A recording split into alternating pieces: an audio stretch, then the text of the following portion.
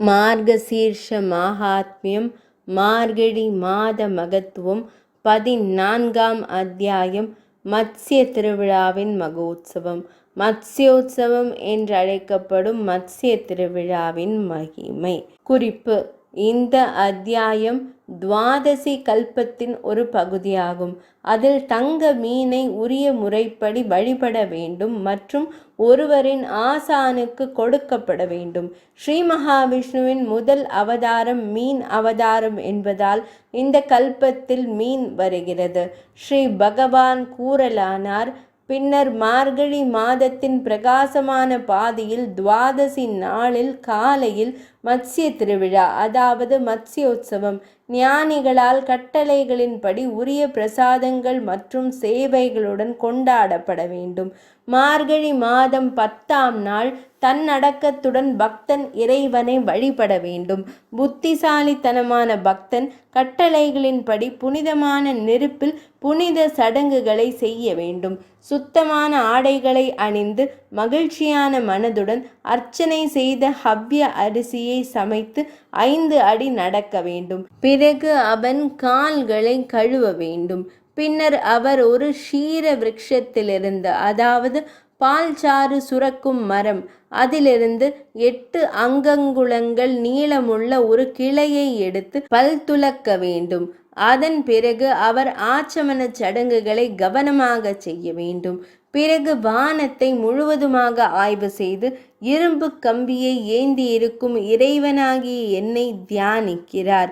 மஞ்சள் நிற வஸ்திரம் தரித்தவராகவும் கிரீடம் தரித்தவராகவும் சங்கம், சக்கரம், இரும்புக்கரம் ஆகியவற்றை திருக்கரங்களில் ஏந்தியவராகவும் தாமரை போன்ற திருமுகம் மகிழ்ச்சி அடைபவராகவும் எல்லா தனிச்சிறப்புகளுடனும் விளங்குகிறவராகவும் என்னை தியானிக்கிறார். இவ்வாறு தியானம் செய்த பிறகு மனிதன் தன் கையில் தண்ணீரை எடுத்து சூரியனின் நடுவில் ஒருவராக இறைவனை தியானித்து கையில் நீரை கொண்டு அர்க்யத்தை வழங்குகிறார். அந்த நேரத்தில் நான்முகம் கொண்ட பிரம்மதேவரே அவர் இந்த வார்த்தைகளை உச்சரிக்க வேண்டும்: புண்டரீகாக்ஷா, தாமரை கண் கொண்ட பெருமாளே, நான் ஏகாதசி நாளில் உணவில்லாமல் இருப்பேன். மறுநாள் உணவு உட்கொள்வேன். அச்சுதனே, தாம் அடைக்கலமாக இருக்க வேண்டும். இதை கூறிய பிறகு இரவில் அதே நாளில் என் சிலையின் முன்னிலையில் கட்டளைகளின்படி வணக்கம், நாராயணருக்கு வணக்கம் என்ற வார்த்தைகளை திரும்ப திரும்ப கூற வேண்டும்.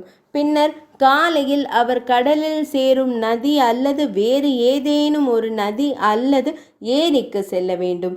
அல்லது இல்லத்திலேயே தங்கி அதிலிருந்து சுத்தமான களிமண்ணை எடுக்க வேண்டும். மனிதன் பின்வரும் மந்திரத்துடன் களிமண்ணை எடுத்து கொண்ட பிறகு இறைவனுக்கு வணக்கம் செலுத்த வேண்டும்.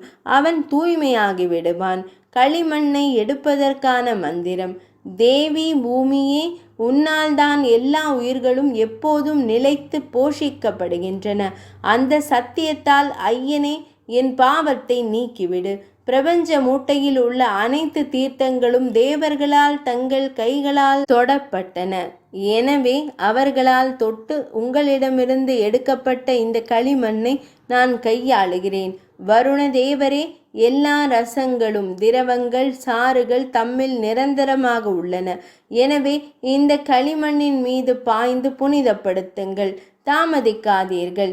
இவ்வாறு களிமண்ணையும் தண்ணீரையும் சாந்தப்படுத்திய பிறகு களிமண்ணின் முழு கட்டியை கொண்டு 3 முறை தனக்குத்தானே பூச வேண்டும். பின்னர் அது தண்ணீரில் கழுவப்படுகிறது. மனிதன் எப்போதும் இந்த நீரில்தான் நீராட வேண்டும். முதலைகள் மற்றும் ஆமைகளை விட்டு விலகி அவர் நீராடி தேவையான சடங்குகளை செய்து பின்னர் என் இருப்பிடத்திற்கு செல்ல வேண்டும். அங்கே, ஓ பெரிய யோகினே, அவர் பகவான் நாராயணரான ஸ்ரீஹரியை சாந்தப்படுத்த வேண்டும். கேசவனுக்கு வணக்கம், அவன் பாதங்களை வணங்க வேண்டும்.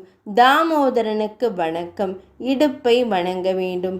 நரசிம்மருக்கு வணக்கம், ஜோடி முழங்கால்களை வணங்க வேண்டும். ஸ்ரீவத்சம் உள்ளவருக்கு வணக்கம், மார்பு பகுதியை வணங்க வேண்டும். தொப்புளில் கௌஸ்துபை உடையவருக்கு வணக்கம், கழுத்து பகுதியை வணங்க வேண்டும். ஸ்ரீபதிக்கு வணக்கம், மார்பு பகுதியை வணங்க வேண்டும். மூன்று உலகங்களையும் வென்றவனுக்கு வணக்கம். திருக்கரம் அனைவரின் ஆன்மாவிற்கும் வணக்கம். தலையை வணங்க வேண்டும். சக்கரம் வைத்திருப்பவருக்கு வணக்கம். திருமுகத்தை வழிபட வேண்டும். பெருமாளை வழிபட வேண்டும். சங்கம் மற்றும் சக்கரத்திற்கு வணக்கம். சாந்த மூர்த்திக்கு வணக்கம். தாமரை தேவர்களின் இறைவனான நாராயணரை வணங்கிய பிறகு ஞானமுள்ள பக்தன் 4 பானைகளை இறைவன் முன் வைக்க வேண்டும். அவை தண்ணீரினால் நிரப்பப்பட்டு வெள்ளை நிற உடும்புகள் மற்றும் பசைகளால் பூசப்பட வேண்டும். அவர்கள் மீது மலர் மாலைகள் போட வேண்டும். மாமரத்தின் மென்மையான இலைகளை அவற்றின் மீது வைக்க வேண்டும். அவற்றை வெள்ளை துணியால் சுற்ற வேண்டும். செப்பு பாத்திரங்களில் தங்க துணுக்குகள் இட்டு அதில் வெல்லம் நிரப்பி வைக்க வேண்டும். 4 பானைகளும் 4 சமுத்திரங்களாக போற்றப்படுகின்றன. அந்த பானைகளின் நடுவில் பக்தர் சோமயத்தில் ஒரு துணியுடன் ஒரு பீடத்தை வைத்திருங்கள். அதன் மீது தங்கம், வெள்ளி, செம்பு அல்லது மரத்தால் செய்யப்பட்ட பாத்திரம் வைக்கப்படும். முன்பு குறிப்பிட்ட ஒரு பாத்திரம் கிடைக்கவில்லை என்றால் 1 கப் பலாசா இலை பரிந்துரைக்கப்படுகிறது. பாத்திரத்தில் தண்ணீர் நிரப்ப வேண்டும்.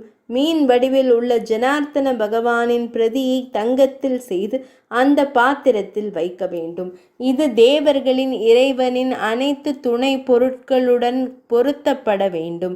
அது வேதங்களாலும் ஸ்மிருதிகளாலும் அலங்கரிக்கப்பட வேண்டும். பல வகையான உணவுப் பொருட்கள், பழங்கள் மற்றும் பூக்கள் அதன் சிறப்பை அதிகரிக்க வேண்டும். மணம், தூபம், வஸ்திரம் ஆகியவற்றால் இறைவனை முறையாக வழிபட வேண்டும். மீன் வடிவில் உள்ள இறைவனை உலகத்திற்கு எடுத்து செல்லப்பட்ட வேதங்கள் அனைத்தும் தம்மால் உயர்த்தப்பட்டது போல, கேசவா, என்னை மீட்டு தாருங்கள், உலக இருப்பு என்ற கடலில் இருந்து மேலே இதை உச்சரித்த பிறகு அவர் முன் ஜாகரனின் சடங்கு செய்ய வேண்டும். திருவிழா கொண்டாடப்படும் ஒருவருடைய செல்வத்திற்கு ஏற்ப பொழுது விடிந்ததும் 4 பானைகளை 4 பிராமணர்களுக்கு கொடுக்க வேண்டும். கிழக்கில் வைக்கப்படும் பாத்திரம் ஒரு பக்வஸ்தருக்கு உத்வேகத்தில் தெரிந்தவர், அவருக்கு கொடுக்கப்படும். தெற்கில் ஒரு சாந்தோக்கியருக்கு சாமவேதிக்கு வழங்கப்படும். மேற்கில் வைக்கப்பட்டுள்ள சிறந்த பாத்திரத்தை யஜுர்வேதத்தில் நன்கு அறிந்த ஒருவருக்கு பக்தன் கொடுக்க வேண்டும். வடநாட்டில் உள்ள பாத்திரத்தை அவர் விரும்பியவருக்கு வழங்க வேண்டும். இது பரிந்துரைக்கப்பட்ட நடைமுறை. பாத்திரங்களை கொடுக்கும் போது அவர் இவ்வாறு உச்சரிக்க வேண்டும். கிழக்கில் வேதம் மகிழ்ச்சி அடையட்டும். சாமவேதம் தெற்கில் மகிழ்ச்சி அடையட்டும். மேற்கில் யஜுர்வேதம் பிரியமாக இருக்கட்டும். வடக்கில் அதர்வண வேதம் மகிழ்ச்சியாக இருக்கட்டும். மீனின் தங்க பிரதியை ஆசானை முறைப்படியும் வாசனை, தூபம் முதலியன மற்றும் துணிகளுடன் மரியாதை செய்த பின் அவருக்கு கொடுக்க வேண்டும். தேவையான மந்திரங்களின் ரகசியம், அதாவது வழிபாட்டு முறை உட்பட அனைத்தையும் ஆச்சாரியால் நடத்த வேண்டும். பரிசுகளை முறையாக வழங்கிய பிறகு நன்கொடையாளருக்கு கோடி மடங்கு பலன் கிடைக்கும். ஆசானை பெற்ற பிறகும் மாயையால் முரண்பாடாக செயல்படும் ஒரு கீழ்த்தரமான மனிதன் கோடி பிறவிகளில் நரகத்தில் சமைக்கப்படுகிறான், அதாவது சித்திரவதை செய்யப்படுகிறான். ஆணை வழங்குபவர் ஞானிகளால் குரு என்று அழைக்கப்படுகிறார். துவாதசி நாளில் உத்தரவின்படி எல்லாவற்றையும் கொடுத்த பிறகு அவர் என்னை வணங்க வேண்டும். அவர் பிராமணர்களுக்கு உணவளித்து அவரவர் திறனுக்கு ஏற்ப பண வரங்களை வழங்க வேண்டும்.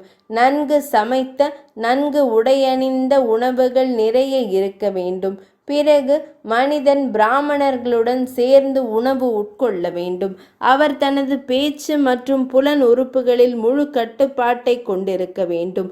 உண்மையானவர்களில் மிகச் சிறந்தவரே, இந்த நடைமுறையின்படி மத்ஸ்ய விழாவை கொண்டாடும் மனிதனின் நன்மையையும் தகுதியையும் கேளுங்கள். 1 மில்லியன் வாய்களும் பிரம்மதேவரின் ஆயுளுக்கு நிகரான ஆயுளும் இருந்தால், பெரிய புண்ணிய கிரியைகளை செய்பவரே, இந்த புண்ணிய செயலின் பலனை ஒருவர் போதுமான முறையில் விவரிக்க முடியும்.